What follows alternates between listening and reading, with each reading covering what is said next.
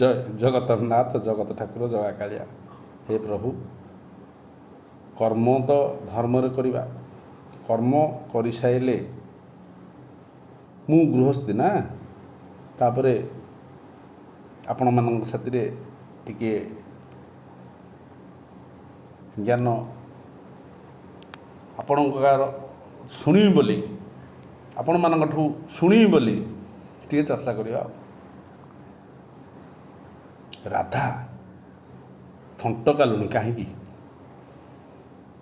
କୃଷ୍ଣ ସବୁ ପାରନ୍ତି ଜାଣି କାହିଁକି?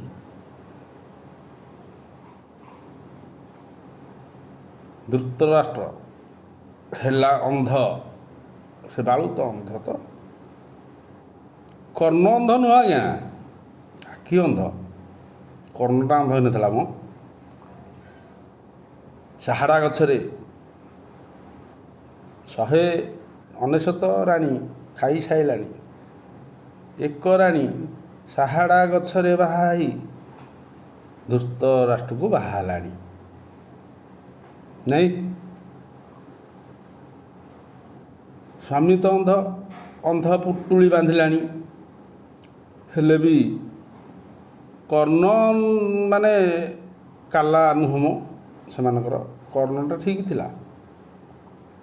କୁରୁ ସଭା ବେଳେ ଦ୍ରୌପଦୀ ବସ୍ତ୍ର ହରଣ ହେଲେଣି,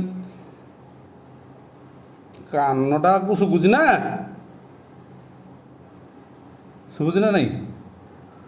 ଥଣ୍ଟ କାଲୁଣି ଯେଉଁମାନେ ଧର୍ମ କଥା ଜାଣି ସାରିଲେଣି, କାଲା ହଉ ବା କାଲୁଣି ହଉ, ଥଣ୍ଟ କାଲୁଣି ଅଧର୍ମ ଧର୍ମ ଚାଇଁକିରି କାନରେ ପଶିଗଲାଣି। ଆଉ କ'ଣ? ସେମାନେ ହିଁ ବେଳେ ବେଳେ କୁହନ୍ତି ଦିବ୍ୟବାଣୀ। ତା ଅର୍ଥ କ'ଣ କି ଗୁରୁଦେବ ମାନେ? ଜୟ ଜଗନ୍ନାଥ।